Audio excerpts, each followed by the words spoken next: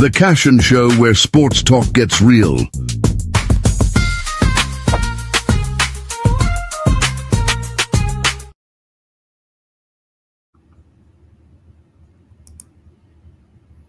Welcome, everybody, and good Tuesday afternoon, everybody out there. My name is Scott. I am the host of the Cashon Show, a brand new sports talk show, freshly coming to Southeastern Sports Network.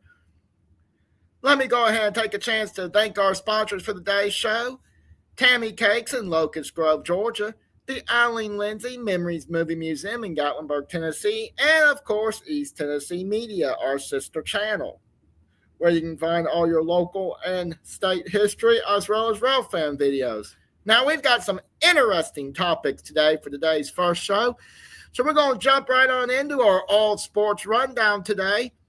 Let's go ahead and jump into our first topic: big moves, big money.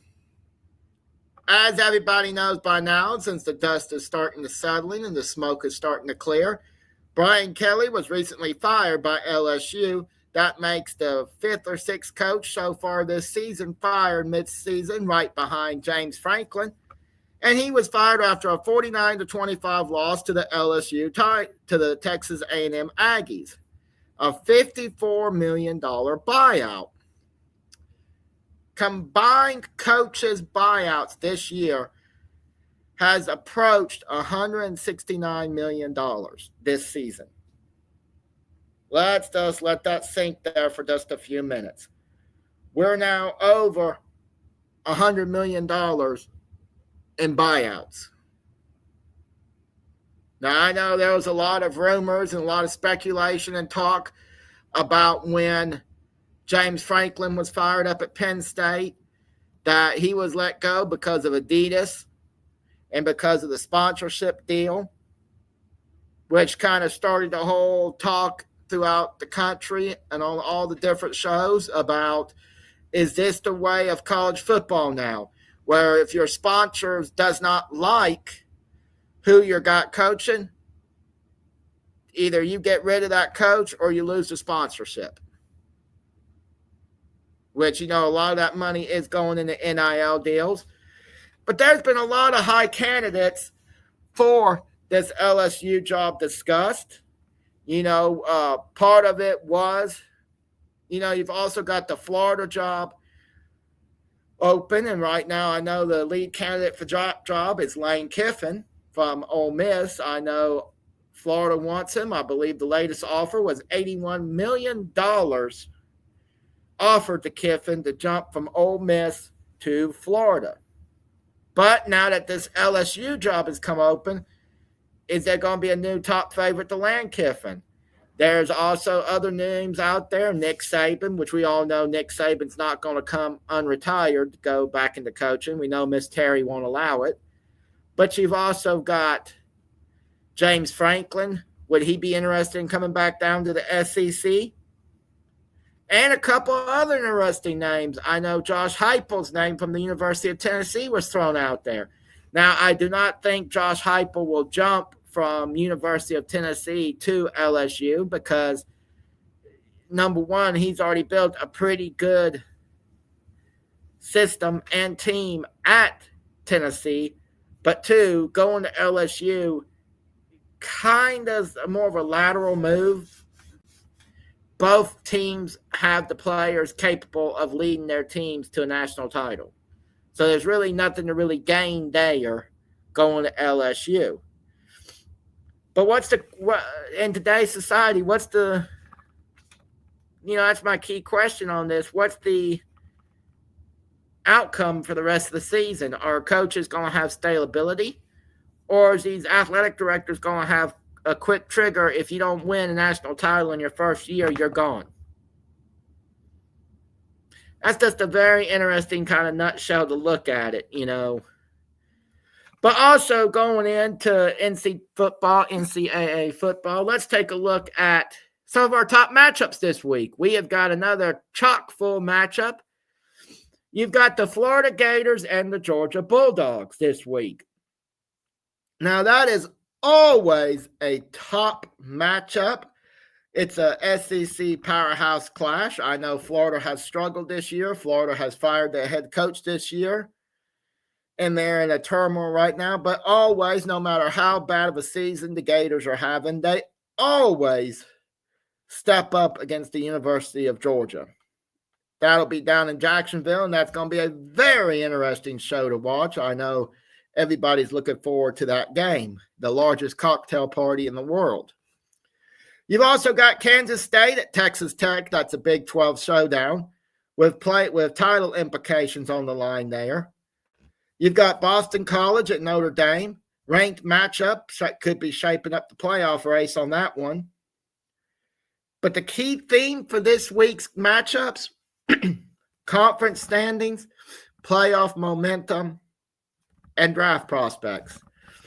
You have got the Vanderbilt quarterback playing Texas. How will Diego prevail? You have got Tennessee playing Oklahoma.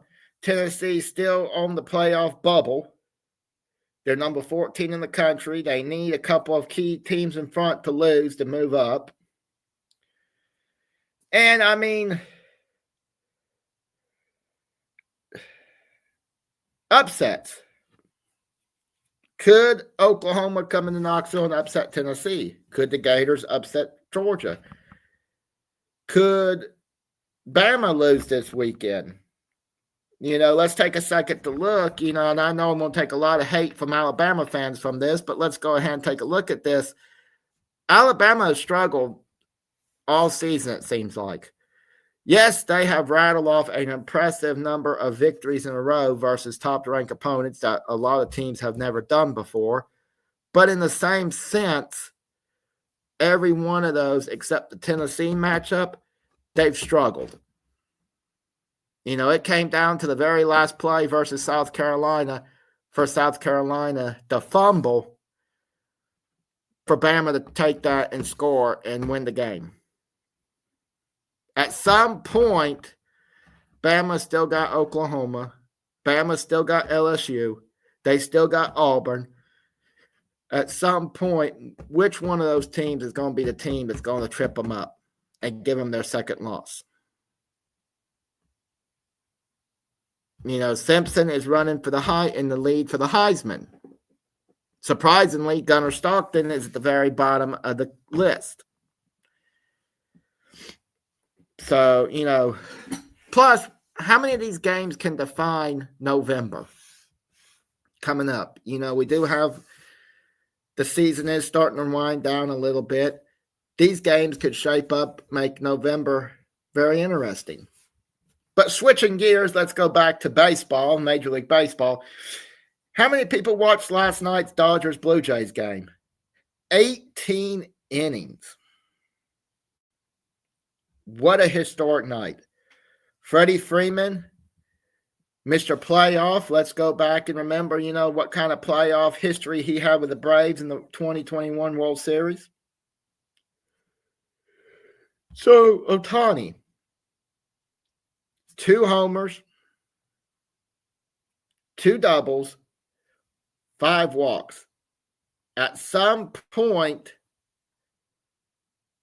Toronto just said, forget it. We're not pitching to you no more. An historic night. The Blue Jays rallied very late. Very interesting game. They rallied very late. But bullpen ran out of the arms last night. So that's kind of interesting to see how it will continue on in the next game in this series. But, when the game goes 18 innings, you have legends that are made like Ohtani, Freddie Freeman, some very interesting names thrown out there. But on the NFL side of things this week, Chiefs defeated the Commanders last week, 28-7, dominating the second half. Kansas City's defense is steadily improving. Their depth in coaching is showing. So we've got some interesting thing, second half dominance. that kind of separates contenders from pretenders. And I believe we do have a lot of pretenders out there in the NFL season this year. So, I mean, it's going to be interesting, moving forward. So we'll see how those things go. I know we have a jam-packed lineup for you on the Southeastern Sports Network today. From after this show, we've got college football poll zero blitz coming up with Thomas here in a little while later. Don't forget to tune in later this week for the Pick Six Show as well.